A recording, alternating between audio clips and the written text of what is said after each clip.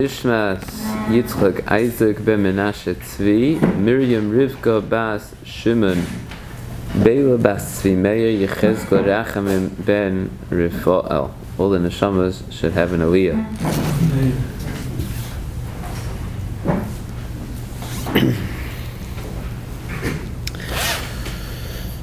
The sequence of Parshas and topics and themes that exist in Parshas Behaloischa definitely need to be considered in terms of what the association, what is the relationship between these many different Parshas, these many different topics. But perhaps most glaring is the existence of the Parsha of Pesachini in the middle of Parshas Behaloischa. Not only because it seems that it doesn't really have much to do with anything of Parshas Behaloischa. Parshas Behaloischa is about the traveling in the Midbar and the complaints that took place in the Midbar. Why is Pesach Sheni here? But even more than that, as Rashi points out, Pesach Sheni didn't happen right over here. This is perhaps the chief or clearest proof to the position that Rashi advances throughout his Perish al Torah of Ein Muktam Uma'ucher B'Torah. It's clear in the Psukim.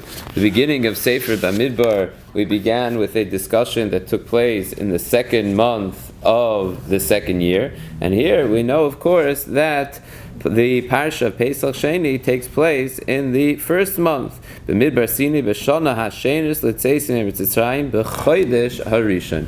Ein muktam uma'ucher b'Torah. It seems to be black and white. Now we have to understand why the Torah chose Pesach Sheni to be the vehicle through which we learn this concept of ein muktam uma'ucher b'Torah. Rashi suggests over here that the reason it couldn't be at the beginning was because it was the Genai Yisrael, because it was the only Karban Pesach that they brought in the entirety of the Midbar. It's not so simple why exactly this helps, making it not the first thing. It's not so simple that this is in fact the Genai. There are shittas that they weren't chayiv in the Pesach Sheni through the balance of their stay in the Midbar. So we have to understand why exactly Pesach Sheni is chosen to be the vehicle. I thought perhaps Al Pi Drush, I'm not sure how serious I am, but perhaps the reason why Pesach Sheni is the vehicle to be used as a vehicle to explain to us and tell us this concept of a muktam uma'ucher b'Torah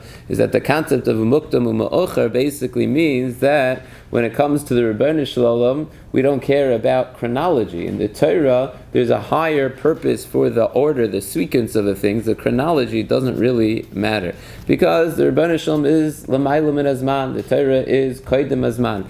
Brias ha'olam, we know the very first thing of this world was zman, bereshis. The first thing that was created was man, but the Torah comes before this world, the Rebbeinu Shalom comes before this world, and therefore the Torah doesn't have to work with the realm of zman, of chronology. Perhaps that's most readily clearly seen in the Parsha of Pesach Sheni, where I'm making up for something that I didn't do.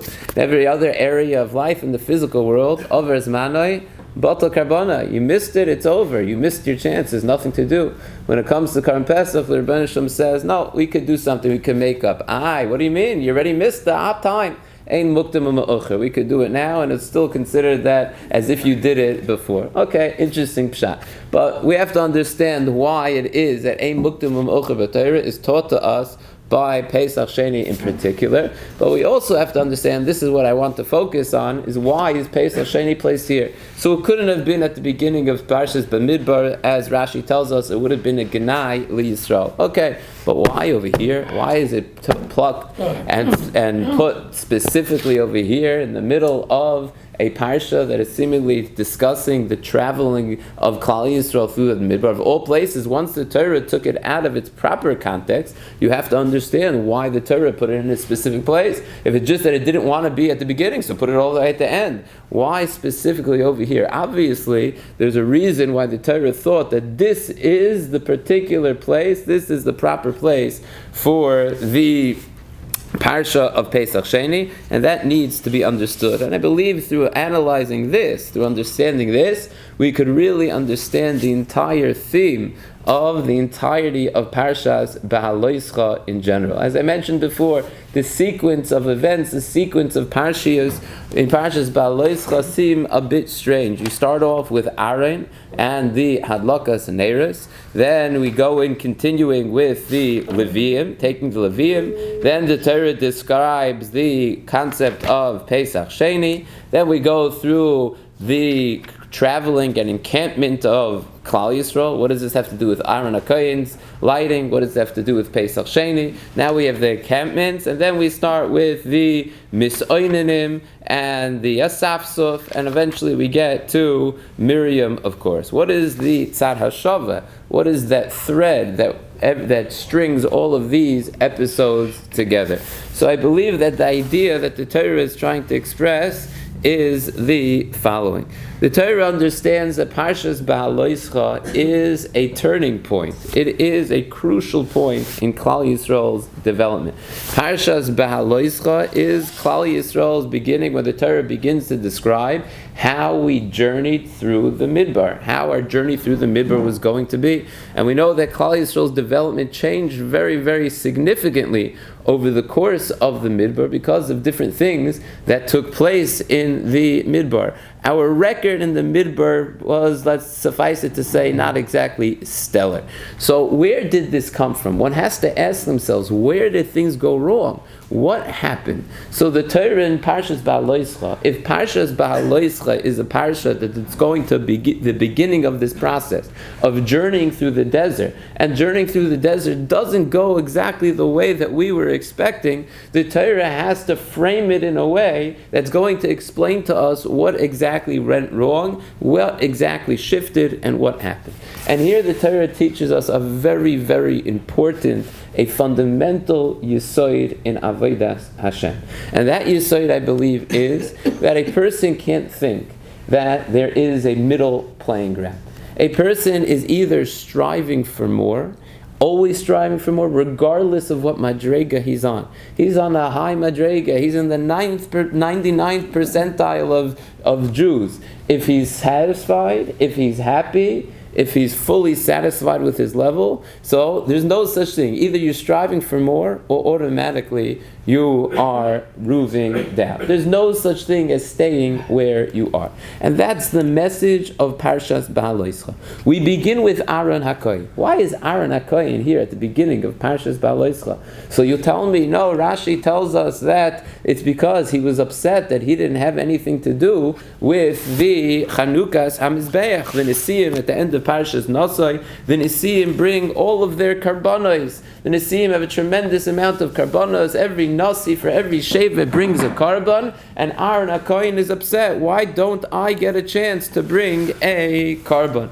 Come the Mefarshim, Rabbi Cheskel Lavenstein, and many of the Bali Musar, and say, what was Aaron nervous about? You know what we would tell Aaron? Aaron, you got your fair share. You'll be doing the Avodah and Beis HaMikdash. You'll be doing the Ketores. There are many things that we could tell Aaron. You're upset that you didn't get, the Rebbeinu Shem didn't ask you to be part of this, so therefore it's not your role, it's not your position, nothing to feel bad about. Royim mizeh, says Rabbi Chatzko Levenstein, Royim mizeh yisoyed beruchnius shezel lehepech miderech hateva. Aaron HaKohen was teaching us a yisoyed. You always have to want more. If you're satisfied, if you say, oh, it's not my role, when it comes to ruchnius, there is no such thing. You always have to be looking for more opportunities for growth. You could be Aaron HaKohen, but you see that there was an element of Avodas Hashem, the opportunity of Avodas Hashem that was offered to the Nesiim. It has to bother you. If it doesn't bother you, if you don't want more, if you're not pushing for more, so ultimately you'll see yourself slipping down.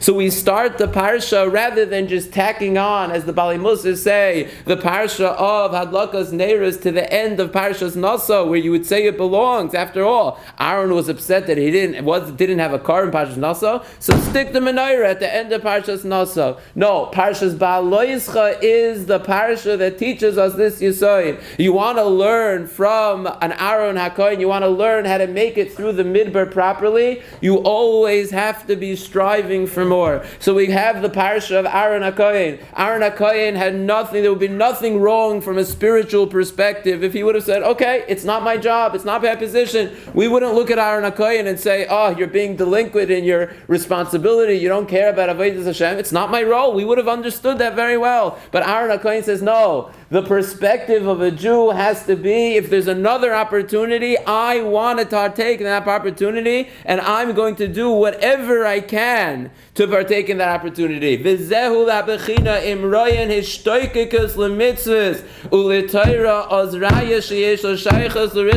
has to be a constant yearning, a constant desire, a constant hishtoikikus for growth in ruchnius.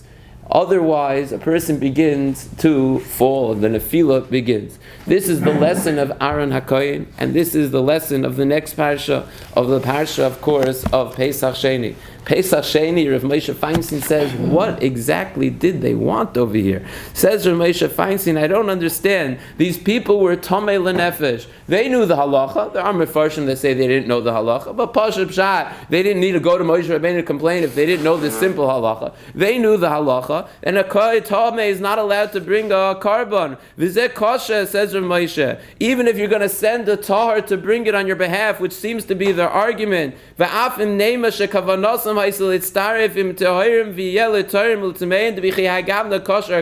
still doesn't do anything al pi halacha for them, says Rav Moshe. What were they arguing for? So the Torah would bring it for them. It doesn't help for them. Lo yarvichu b'zeh sharei ein yotzim hatameim b'zeh, says Rav Moshe. What exactly was the argument of the tameim l'nefesh of lama nigara?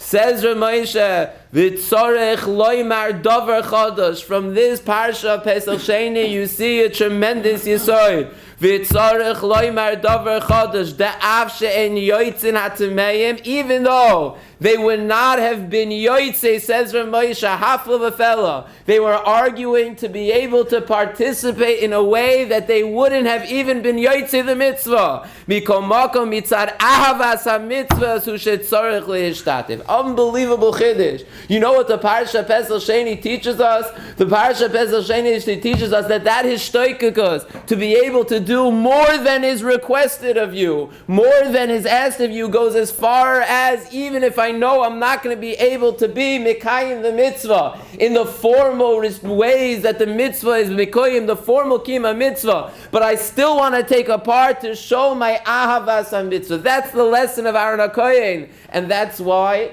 Pesach Sheni was chosen to be right after this parsha.